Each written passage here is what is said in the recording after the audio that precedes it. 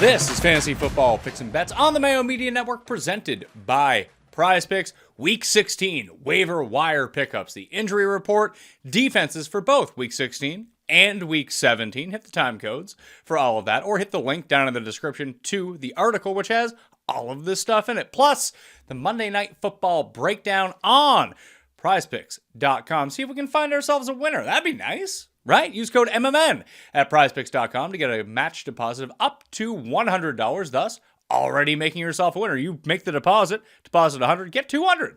You already won $100. You're doing well. So let's see if we can add to that with everything right now. Remember to smash the like to the episode, sub to Mayo Media Network, and when you sub to Mayo Media Network, you get a ballot in the draw for the final $1,000 that we're giving away Friday on the Pat Mayo Experience. So you might as well get in the draw. If you hit the description, there's like 7 ways to get ballots into that draw. The rating and review is always going to be the best, so click that link and figure it out right now. For Monday Night Football, Rams at Packers. Packers still a 7-point favorite at the moment. You can see there's a nice little giveaway here. 2-pick power plays with both players in Christmas sweaters will get you a 4x payout instead of the regular 3x payout. It'll be 3x now and times 1 another additional for a promo code fund as of tomorrow at noon. That's Tuesday at noon. So here are the two that I am looking at. Didn't like really anything from the Packers side because you're going to have Romeo Doubs ended up coming back. So how does that hurt Christian Watson and Alan Lazard? I mean, over Christian Watson, 44.5. Maybe, you know what? I'm going to switch to that. Although we did this last week and played some overs. The Aguilar one hit fine, and then the other two guys got hurt in the first 10 minutes of the game. So they didn't get over at all. So the two that I'm going with are Ben Skoranek, who is also Cuss picked to not score the first touchdown of this game. That's always nice to see. More than 3 receptions. Christian Watson, more than 44.5 receiving yards. That could be 1 catch for Christian Watson based off his ADOT and how Aaron Rodgers and the Packers use him down the field. So I'm going to try to roll it out, do a 2-pick, and hopefully we can find ourselves a winner. 100 pays 300 on that.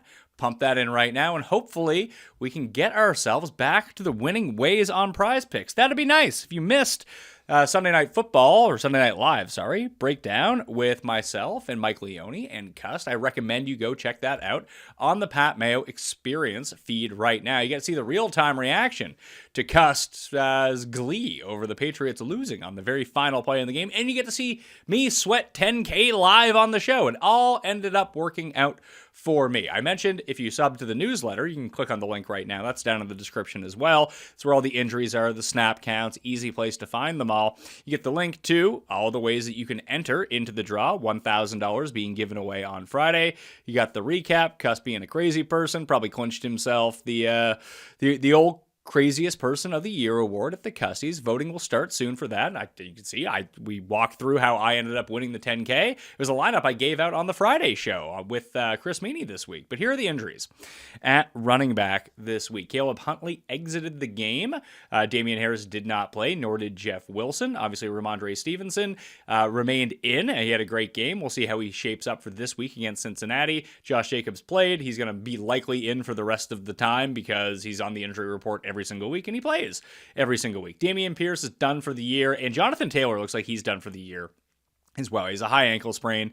Don't see the Colts rushing him back anytime soon. Khalil Herbert may return in Week 16. That's this week as well, by the way. So when we get to the actual pickups, at the link for this is down in the description, by the way.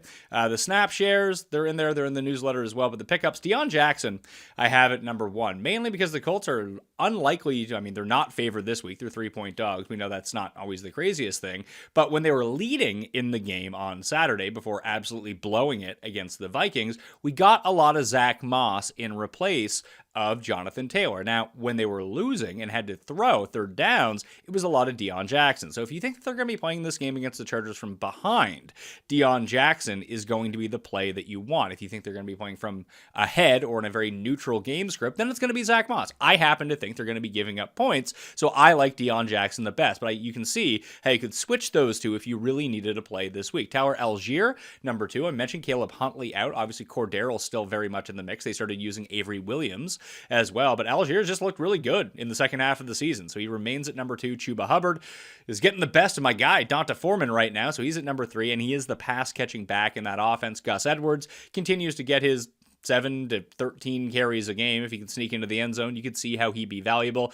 Dare Agawala, the Goon, as I enjoy to call him, was the leading rusher. Well, he was the leading snap share guy for the Houston Texans, and I assume that's the way that they're going to do it. It was a lot of Rex Burkhead on third down. Then you had some Royce Freeman in the mix as well. You can see Dare ends up with 46.6% of the snaps this week for the Houston Texans. Not that you really want to be using the Houston Texans backfield in the fantasy playoffs, but here we are. James Conner, Christian McCaffrey, Dalvin Cook, and Raheem Mostert without Jeff Wilson, and Kenneth Walker, even an injured Kenneth Walker, along with Josh Jacobs, were the only running backs to play 75% of their offensive team snaps or more. Etienne, Chubb, Derrick Henry, and Ramondre were up there as well. Then you sort of had the mix and match. I mentioned Zach Moss, 67%, Deion Jackson, 31% after Jonathan Taylor leaves the game. But again, they were up by 36 points, the entire second. They were winning the entire game. So you got an awful lot of Zach Moss into the mix last week. Latavius Murray plays 65%, Marlon Mack 28%. Obviously, Marlon Mack poached a goal line carry away, but Latavius ended up getting his. He was fine. It was actually quite nice to see for the first time in ages. So those are the pickups at running back. Obviously, you can see the ranking show on Tuesday with Seeley and myself as we go through this. If you're looking for waiver wire next week, there's not going to be a show for the waiver wire because it's the final week, for me at least, of fantasy football. I don't care about week 18 at all. Neither should you. But if you are, follow Seeley because I think he does it. But I'm only going to week 17 as it pertains to the season-long fantasy football rankings. So the rankings themselves will be useful for whatever it is that you want to do to try to make your pickups or even to fade. We'll see. Wide receiver injuries in week number 15. Equanimeous St. Brown for the Bears ended up with a concussion. He left the game. Ditto for Denzel Mims. He exited the game against the Lions. And then we got a whole bunch of, it wasn't Jeff Wilson. What the hell was it? Brad Smith. That guy ended up, until they triple covered him because it was the only guy that Zach Wilson could throw to the entire time. See how this all shakes out for Thursday night because the Jets and Jags play Thursday night. Obviously, Corey Davis didn't play with a concussion. We'll see if he can get turned around in enough time to play on Thursday night. It's probably unlikely with a concussion, but we'll see. Romeo Doubs is likely to play on Monday Night Football against the Rams as of right now, as of my recording, but his snaps could be limited in that game. Cortland Sutton, Kendall Hinton out for the Broncos. Traylon Burks did not play with a concussion. Ditto with Devontae Parker. Chase Claypool's knee could not hold up. Nico Collins and Brendan Cooks, both DNPs for the Houston Texans. Chris Moore failed in his spot. 8 fantasy points. Maybe it wasn't a complete fail, but it wasn't good by any stretch of the imagination either. Tyler Lockett broke his finger. He could miss week 16. They're hoping to have him back against the Chiefs, in which would be a fantastic spot for him, but it's looking more unlikely by the moment. Marquise Goodwin would be the pickup that you would want there if you're monitoring that as the week goes along. Julio Jones didn't play with his knee injury. Mecole Hardman should return in week 16 for the Chiefs. He was eligible to return this week against the Texans, but they continued to sit him out. Kadarius Toney returned in limited action as well. So when we go to the pickups, I haven't put Marquise Goodwin in there yet, but because I just want to see more about Tyler Lockett.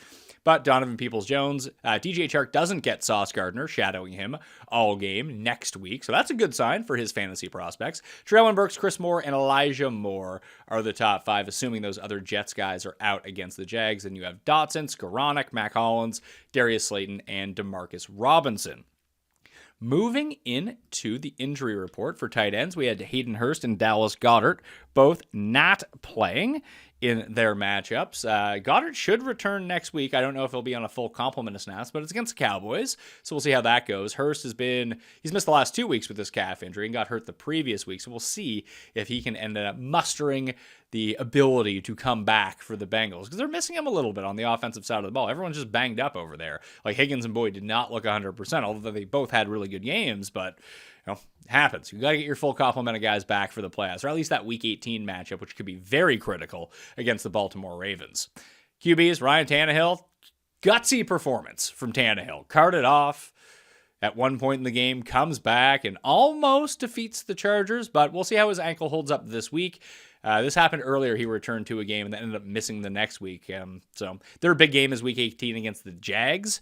So that's probably a win and you're in type game against them, depending on how everything else shakes out. So we could see Malik Willis this week. It's not probable. I'd say that Tannehill has a better chance of starting than not, but at least keep that on your radar. Colt McCoy has a concussion. He's probably not going to play. Trace McSorley would be the play for the area. I mean, you're not going to play him because they're playing the Bucs, and not that you want to play Trace McSorley anyway, but he would be the one playing for the Cardinals at this moment. Russell Wilson cleared concussion protocol, but he was left out anyway. Pickett should be back this week, and Mike Ribbs, quick turnaround for him on Thursday night. 10 doctors wouldn't clear him with his ribs issue, and we'll see if that changes for Thursday night. I'm guessing it's not, so we might see Zach Wilson once again. So the pickups at tight end: Okonkwo, number 1, Juwan Johnson, number 2, Dawson Knox, number 3, and then there's the rest. Basically, anyone who's been good at tight end has already been picked up, but these 3 you could plausibly turn to in your semifinal matchup if you had to. QB streams: Daniel Jones at Minnesota is going to be number 1. Matt Ryan actually didn't have to do anything against Minnesota, so it kind of capped his fantasy upside with the 2 defensive scores very early in that game. He just never had to throw the ball again. Maybe he should have. Maybe then they wouldn't have lost in the biggest comeback in NFL history, but hey, here we are. Sam Darnold at home against the Lions. Matt Ryan at home on Monday night against the Chargers. Brock Purdy at home against Washington. And then Andy Dalton at Cleveland. Cleveland's defense has been a lot better as of late. And then we get into the defenses. This is probably the most helpful part of this show. I just listed the entire my defense rankings for this week and next week. So you have San Francisco, Baltimore, Buffalo, Cleveland, Tennessee, Kansas City, Tampa Bay, the Jets, the Rams, and Minnesota for week number 16. So Minnesota is probably one that you can go pick up. Maybe Tennessee as well, playing the Houston Texans. And then to week 17, Philly, the Niners, the Cardinals at number 3, Baltimore, Dallas, Kansas City, Detroit, Washington, Tampa Bay, New England. So we see, Washington's probably not a great play this week against Kansas City, but you see like Detroit, number 7 and number 14 on both lists, Arizona 15 and number 3. I guarantee you that they're going to be available on your waiver wire right now, unless I guess people ruled them out against Denver, which is plausible. But there are ones that you can go pick up right now that wouldn't be the end of the world. It wouldn't be a disaster if this is who you ended up rolling out. Hopefully you have a better situation at fantasy defense, but I do think the Cardinals are an elite play in week 17. So yeah, sometimes you got to roll the dice with D, and maybe the Cardinals. J.J. Watt was everywhere, and they had 6 sacks in the first half against Denver on Sunday. So they're still at least bringing the heat a little bit, and they know that the defense actually has to do something if they're going to try to win a game moving forward. Maybe they don't want to win games. Who knows? But the pressure rate was way up for the Cardinals against the Broncos on Sunday. If they keep that up, they're at least going to generate a ton of sacks. Sacks, pressures lead to interceptions, which lead to pick sixes, which is what you want for your fantasy defense. We're just trying to mine touchdowns here. Like, it's great if you can get 4 sacks and that's all you do. You get 4 points. Who cares? You want to try to generate those pressures into something better for your fantasy defense. So you can check out the entire list. That is down in the description right now, as are the giveaways, as is everything that's down there. Remember to smash the like and sub to the channel on the way out. MMN at prizepicks.com. That link's down there as well to get yourself that $100 match deposit. And that'll do it for me. I'm Pat Mayo. Thank you for watching. I'll see you next time.